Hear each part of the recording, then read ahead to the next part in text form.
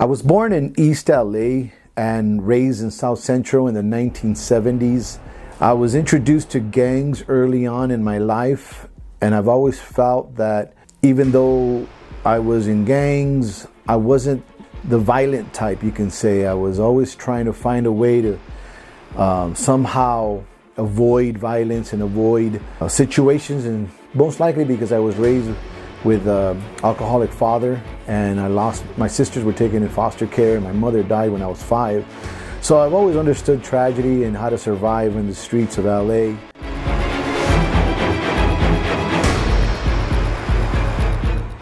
But in the 1970s, LA was a little bit of a tough city, and there was violence everywhere, and so little by little, I tried my best to navigate through the gang system. I was in junior high when my father got killed, and that's when I can say it changed my life. I moved to Maywood, and there in Maywood, I sort of experienced a different side, which was more on the hip hop and b-boy, and that kind of changed the trajectory of where things would go.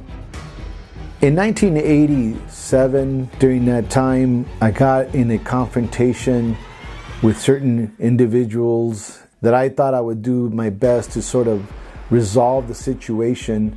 Unfortunately, it wasn't easily resolved. I tried to get some kind of support from the police department, and they were just saying they couldn't do much to help me unless I was in a position where I've gotten shot, or if I've gotten killed, or if some form of violence had been caused against me. I couldn't really do much about the confrontation. So long story short, I found myself, taking someone's life, and there I was in 1987 facing life in prison. I fought the case for about a full year, and I happened to get an attorney and try to, help me out a little bit. But I think obviously spirituality was my biggest support in the system and the concept. And I was given 5 years in prison with 1 year of what's called a psychological evaluation. So I went to prison for a kind of like a review, and they recommended that I don't do prison, but because there was a gun involved, they gave me the gun enhancement plus another sentence. So I was sentenced to 5 years, and I did my time at Richard J. Donovan Correctional Facility in San Diego.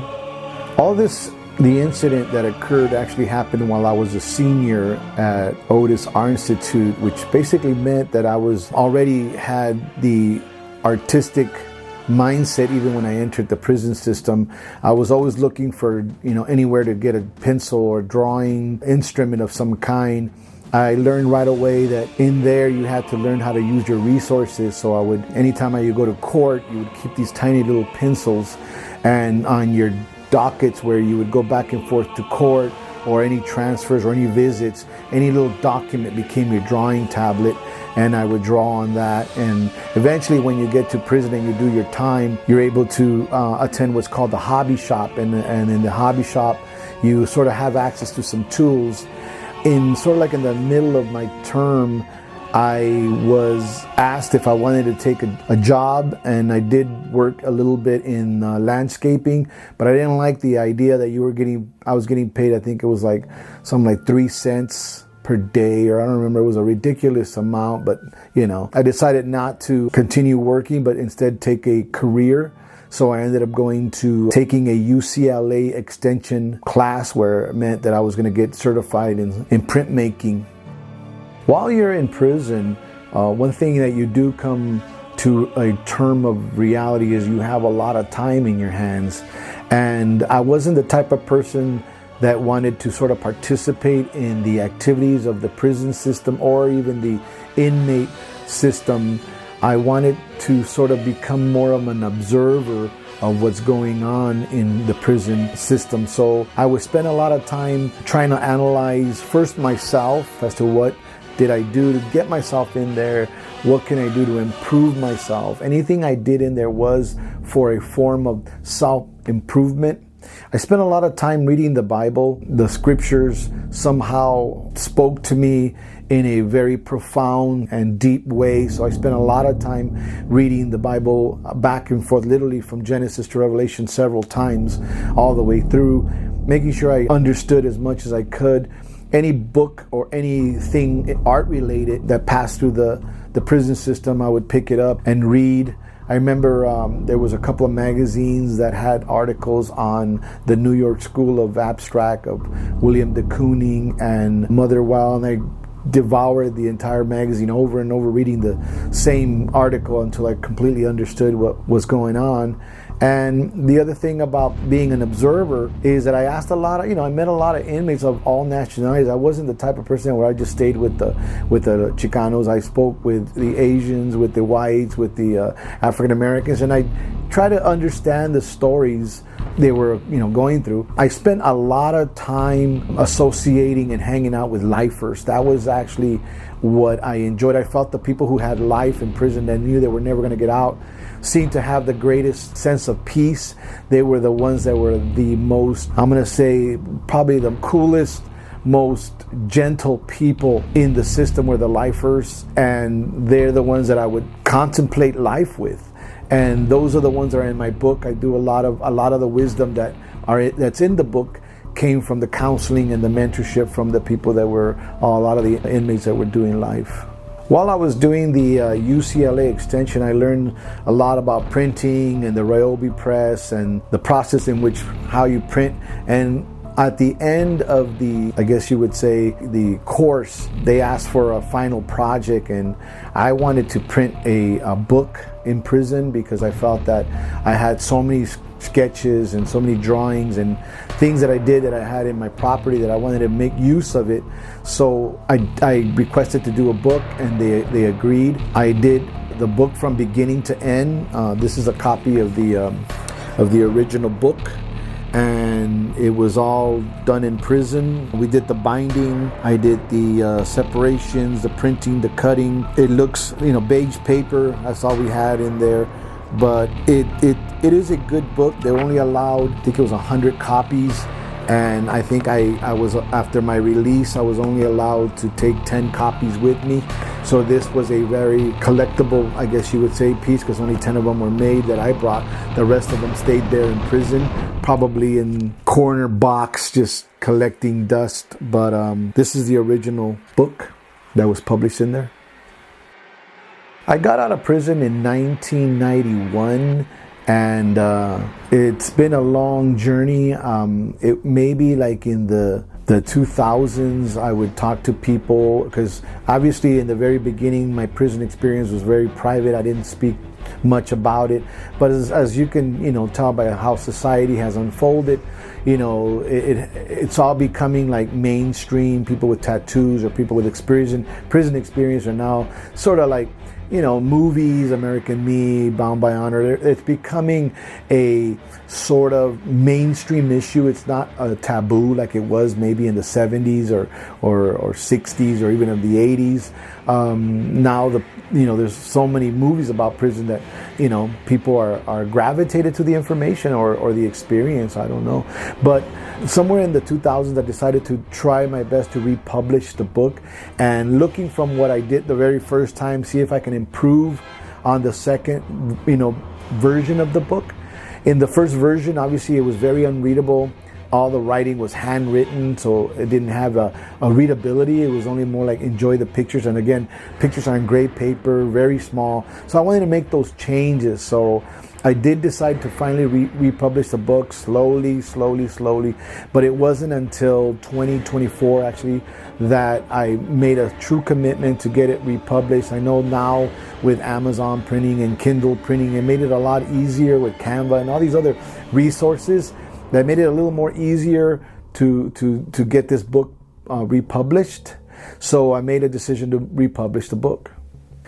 So this is the republished book here, and it's a black and white, obviously, because in prison you don't have color. And the book itself is I made it way larger than the original. I retyped all the information that I had originally written, so it's now readable. The images are on white paper, so you can see the book a lot better. And it's not in chronological order, meaning it's not from when I went into prison. It's not a record of what occurred, but it's actually more of a personal journal. I kept a lot of, thoughts in writing.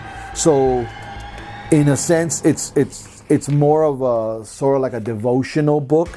I separate it into what I call compartments or contents. So the first one is just an introduction of the book and what is it about, that you can skip around and change. You don't have to read it from beginning to end. You can jump in there anywhere you want, depending on the chapter.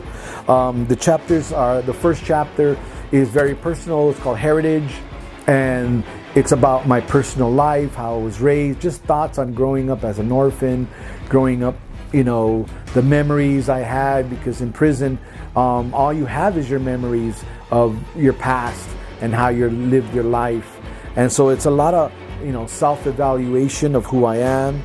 There's personal reflections, and that one is very spiritual. That's the one where I'm questioning my own humanity in comparison to, death and life, because in prison there's a death is a reality.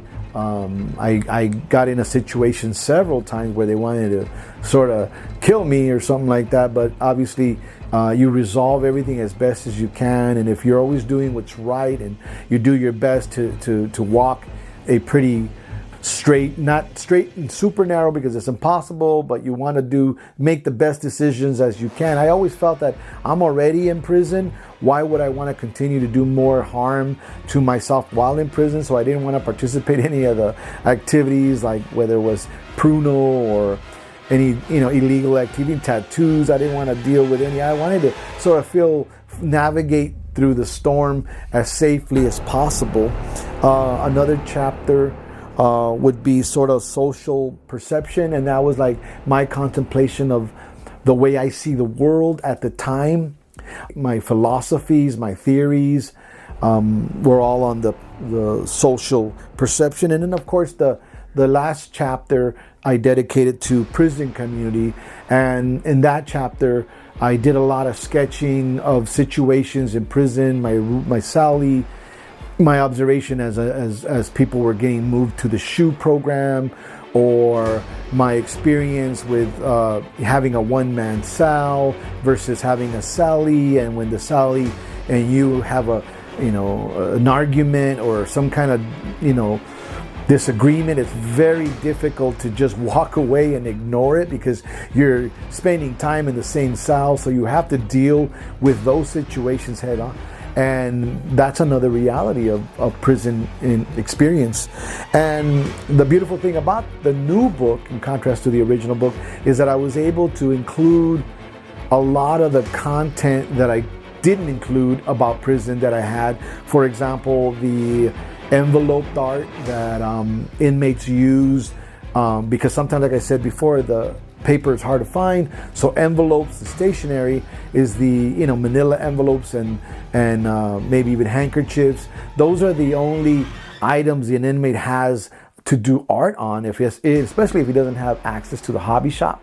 So I included a lot of the envelope art. I also included a lot of watercolors of the pastels and mixed media that I did for portraits. Inside prison, you sometimes need a hustle. For some people, it's like, money bags. Some people, it's these cigarette packaged frames, tumblers, tattoos. Everybody has a hustle in there. For me, it was portraits. I did a lot of portraits of inmates that they would mail out to their family members, and that would, put some money in my books. So I include some of the portraits that I kept of inmates, especially some of the lifers, and other little things, some, drawings and sketches in there. And then there's also something very special about the original book that I included in the second book, is a writing that was done by, his name is James, and he did an interview on me during the time in '88. So it's an article kind of that he wrote, interviewing me, and if you read it, it's gonna sound like if I was like 12 years old, because I was young, I was talking still about graffiti and hip hop and b-boying. So it has a lot of that wild style. So it has a lot of that graffiti vibe in the article. It's an interesting article, but obviously if I would have got interviewed now, it would have been a completely different interview, but nonetheless, so, it does include a lot of things that the original didn't have. So if you're interested in acquiring a copy of the book, it's available on Amazon for $14.99. Through Amazon, you're just going to get, obviously, the book by itself, and that's going to, is going to be shipped directly to you from Amazon. But I'm also making a signed copy available for anyone that wants the book completely autographed by me. And I'm also sending you, if you order the autographed version of the book, you will also get a digital print of one of my art prints for free with the book. The signed autograph is for $19.99, only a couple of bucks more, but that's just to cover shipping. And you would have to go to the website to get it on my website, and that's jdestudios.com. jdestudios.com, and if you look under prison book, you'll see the book there. You buy it there and you will get some free art. I also send other little gifts with it. So if you're interested in a copy of the book, or if you're interested in allowing me to come to your event and do a book signing, I know I'm going to take this book on tour and do book signings and art exhibitions with prison art. It's already happening in the works now. So go to the website too and check the events. And there in the events page, on the bottom of the homepage on the events, you'll see where I'm taking this book on tour. So if you would like for me to come to your and have an art exhibition, you have a venue, would like for me to do an art exhibition on prison art and a book signing, you can always reach me and email me at zendersworld@yahoo.com, and we can see how we can facilitate. My name is JD Estrada, also known as John Zender.